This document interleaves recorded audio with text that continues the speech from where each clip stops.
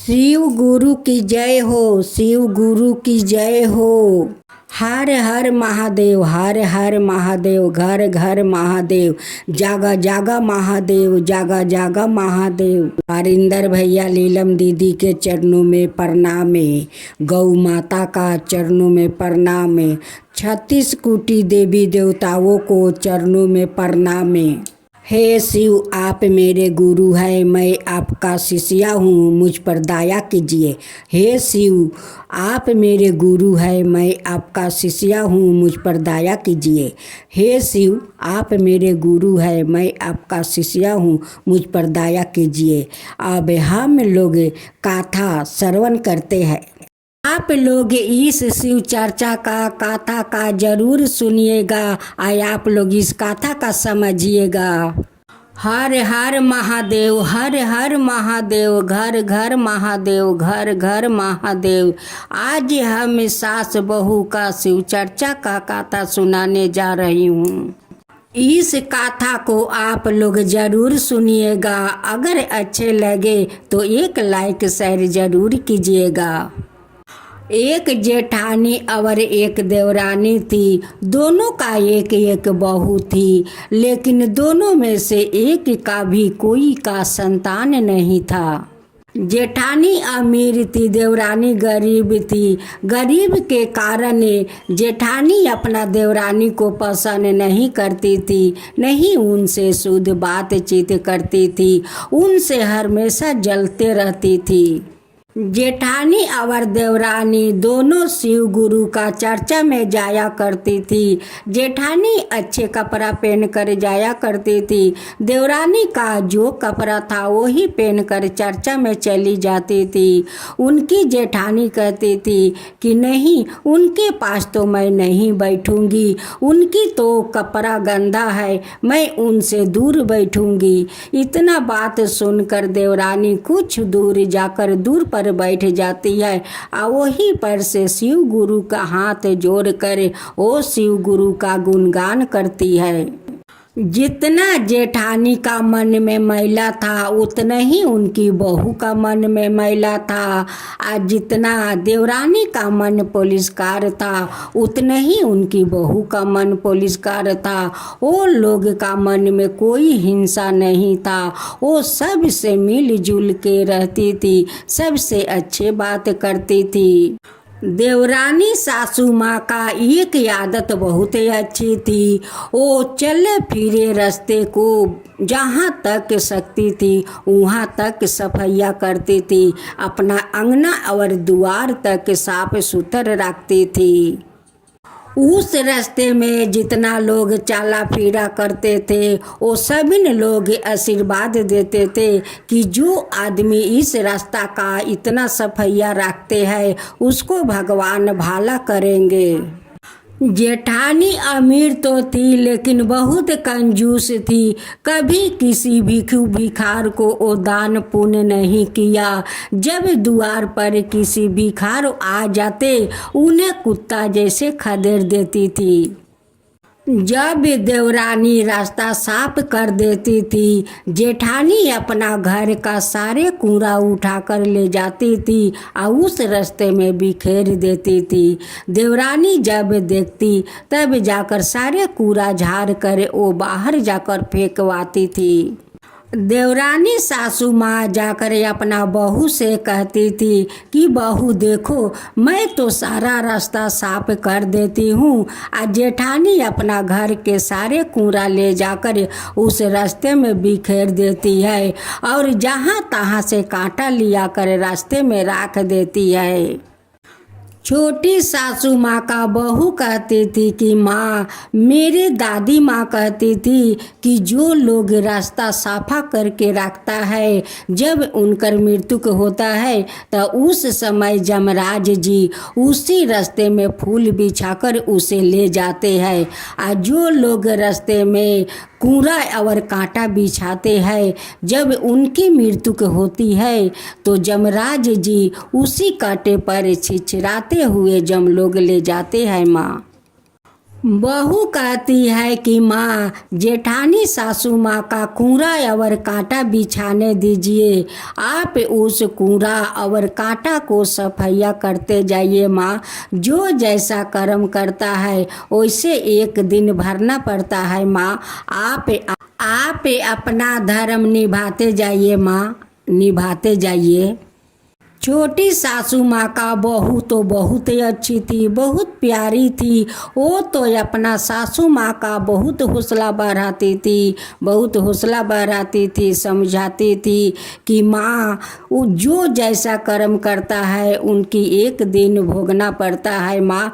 अपना कर्म आप निभाते रहिए माँ। एक दिन सासू माँ चर्चा में से आ रही थी। देखती है कि रास्ते में एक घिउरा का पौधा है। उस पौधा को उखाड़ कर ले आती है और अपना बहू को दे देती है कि बहू ले जाओ, इसे अपना द्वार पर रोप दो। उनकी द्वार पर एक गाय आई थी, आकर गोबर देकर चली गई थी। उस गोबर तो सूखा गया था। उनकी बहू उस गोबर को उठाकर उस गाढ़ा में डाल देती है और उसी गोबर में उस घिउरा का पौधा रोप देती है। उस पौधे में रोज बहू पानी देने लगी। अब तो उस पौधा बहुत तेजी से बड़ा होने लगा। अब तो घिउरा का पौधा बहुत बड़ा हो गया। उस पेड़ में तो बहुत सारा घिउरा पकड़ने लगा। सासू माँ उस घिउरा को तोड़ कर ले जाकर बाजार में बेचा करती। वो घिउरा तो बहुत ज़्यादा पैसा में बिक जाता था। अब तो वो लोग का आस्ते आस्ते दुख दूर होने लगे घिउरा के। अब तो देवरानी सासू माँ का घर में धन आने लगे। उनकी बेटा का भी काम मिल गया। अब तो वो लोग अच्छे खाने लगे, अच्छे पहनने लगे। अब तो वो देख कर देवरानी सासू माँ तो जेठानी सासू माँ तो देख कर जलने लगी कि ये लोग नेनुआ का कारण से आज ये लोग का घर में अच्छा खाना बनता है, अच्छा कपड़ा पहनती है। ये लोग का तो फुटानी बहुत ज़्यादा बढ़ गया है। जब देवरानी नीमक रोटी खाती थी तब भी जेठानी बुराई की। अब वो लोग अच्छा खाते हैं, पीते हैं, अभी भी बुराई करती है।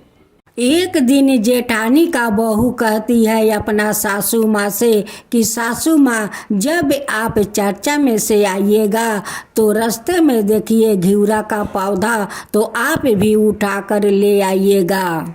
एक दिन दोनों सासू माँ शिव चर्चा से आ रही थी। बड़ी सासू माँ का एक घिउरा का पौधे पर नजर पड़ा। आ जाकर उस घिउरा का पौधे उखाड़ लेती है, लियाकर अपना बहू को हाथ में देती है और कहती है कि बहू, इस घिउरा का पौधे ले जाओ, अपना द्वार पर लगा दो। और ले जाकर अपना द्वार पर रोप देती है।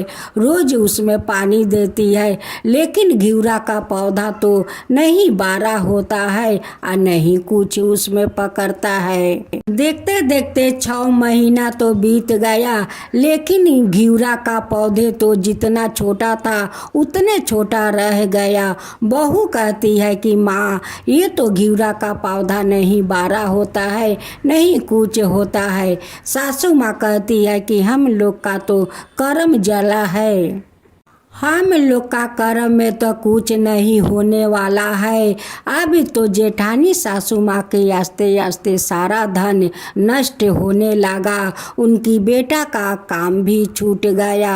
अब तो वो लोग का एक दाने दाने पर आफत पड़ गया था। खाने के लिए बहुत तकलीफ हो गया।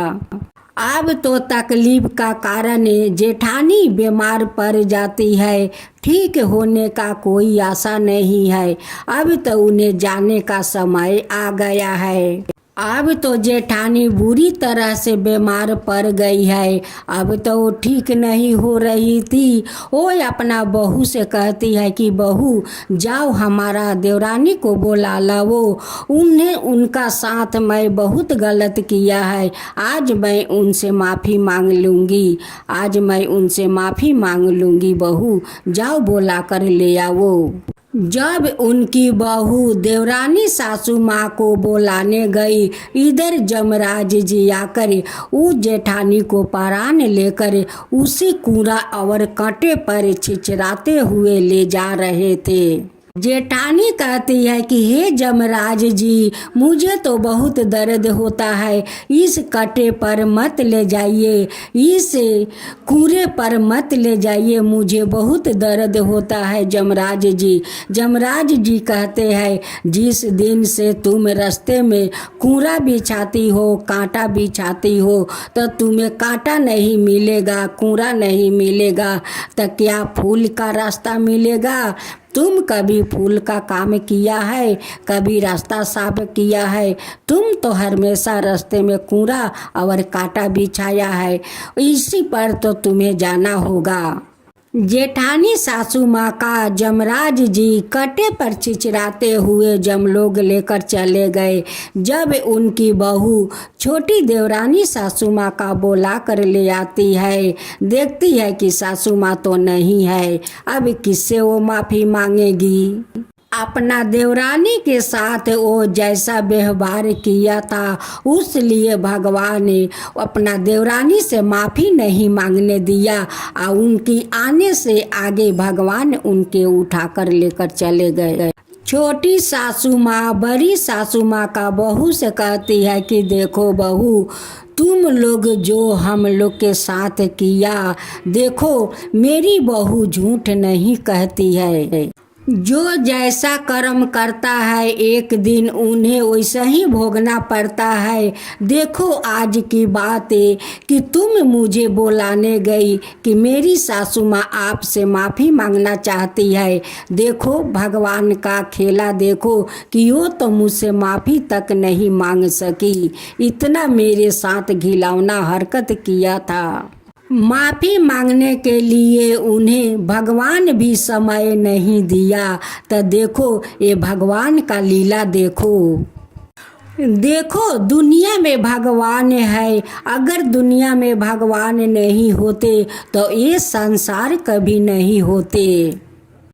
लोग कहते हैं कि जो लोग मर जाता है वो तर जाता है, वो स्वर्ग में चल जाता है, दुनिया का नरक से वो बच जाता है। नहीं, वो कभी नहीं बच सकता है, क्योंकि प्राण कभी नहीं मरता है। मरता है तो वो शरीर, लोग शरीर छोड़ देता है, लेकिन प्राण नहीं मरता है कभी।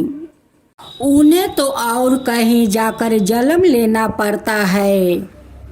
जेठानी सासू माँ जमलोग जाकर देखती है कि सभी लोग का खाना मिलता है, मुझे तो खाना नहीं मिलता है। वो भगवान से कहती है कि भगवान सब कोई का तो खाना मिलता है, मुझे तो खाना नहीं मिलता है। भगवान कहता है कि तुम क्या दान किया है, दिखाओ मुझे क्या दान किया है। वो कहती है कि मैं तो कुछ नहीं दान किया है। तब भगवान कहते हैं कि तुम्हें कहाँ से खाना मिलेगा, जो देखो जैसा दान पुण्य किया है उन्हें वैसा ही मिलता है। भगवान कहते हैं कि जो जैसा दान किया है वैसे ही उनका खाने के लिए भोजन मिलता है। जो देखो अच्छा दान पुण्य किया है उन्हें अच्छा खाना मिलता है। जो चावल में कंकर डालकर दान किया है उन्हें देखो कंकर वाला चावल का भोजन मिला है। जो नहीं किया है उसे नहीं मिला है। देखो जो लोग जैसा दान पुण्य करता है वो सब यहाँ पर आकर जमा होता है, क्योंकि एक दिन तो उन्हें आना पड़ता है और यही भोजन उन्हें मिलता है खाने के लिए। अगर तुम दान पुण्य नहीं करोगी, भूखे का भोजन नहीं कराओगी, पियासे का पियास नहीं बुझाओगी, तो तुम्हें कहाँ से भोजन मिलेगा, कहाँ से तुम्हें पियास बुझेगा। देखो उस धरती पर मैं ही पेटाता हूँ, मैं ही बोलाता हूँ।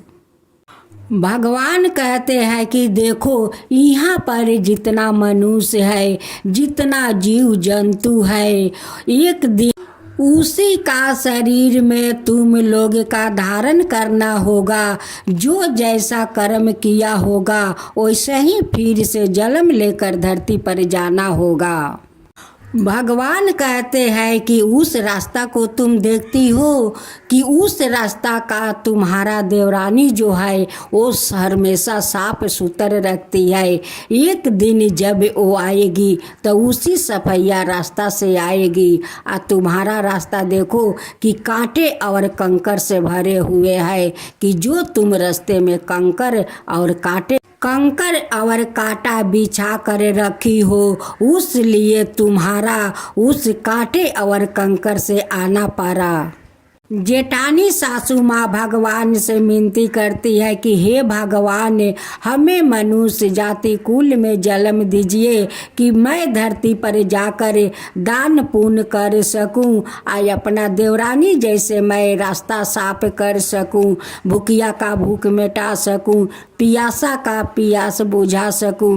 भगवान हमें मनुष्य कुल में जन्म दीजिए।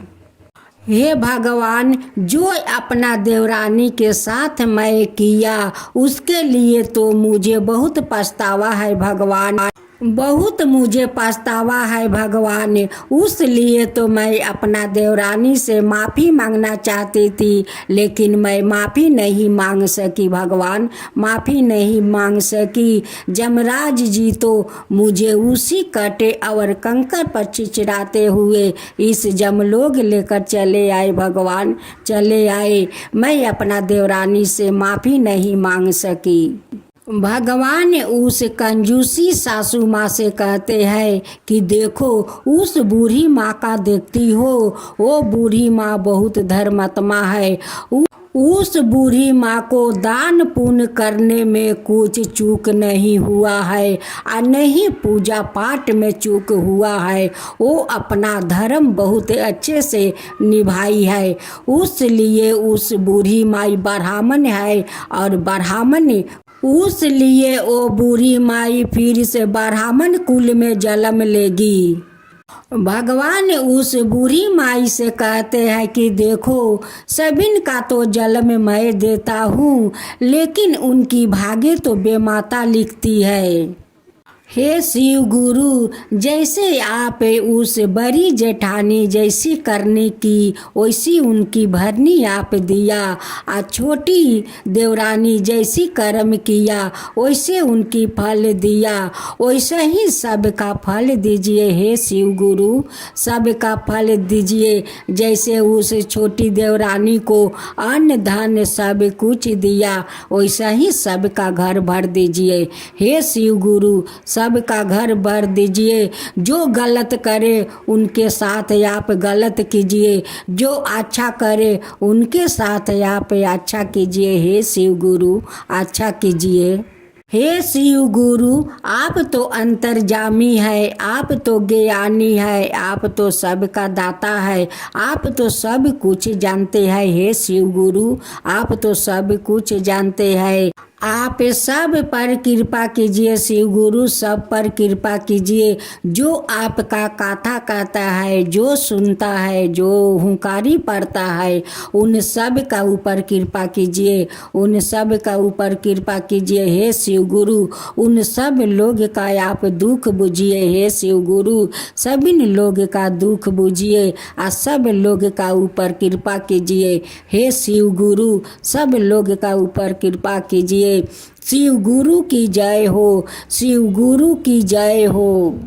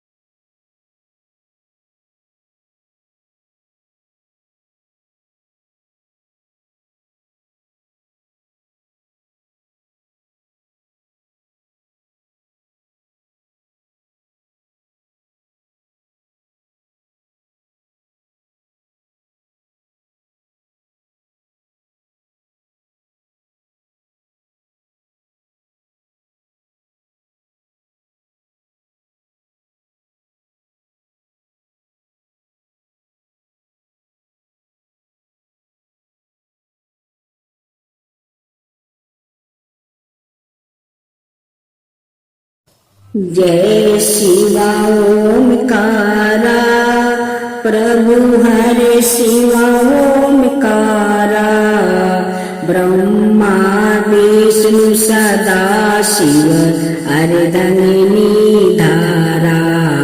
ओम जय शिवा ओमकारा, एकानन चतुरानन पंचानन राजे, शिव पंचानन राजे, हंसासन गरुड़ासन विषवाहन साजे।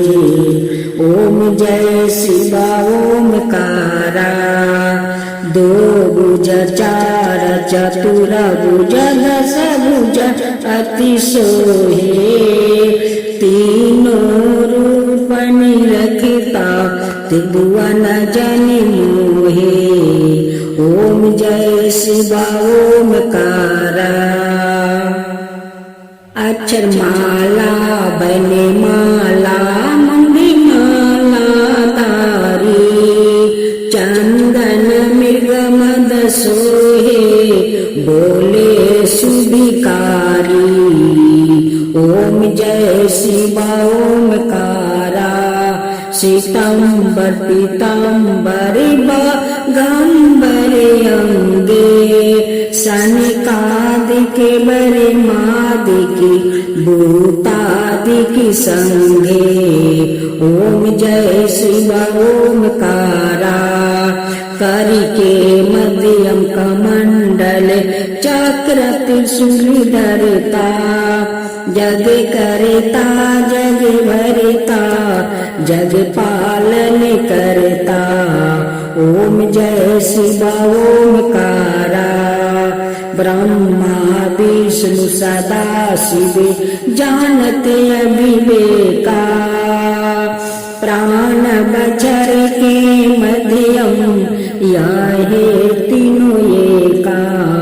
ओम जय शिवा ओमकारा, तिरगुण शिव जी के आरती जो कोई नर गावे, शिवा जो कोई नर गावे।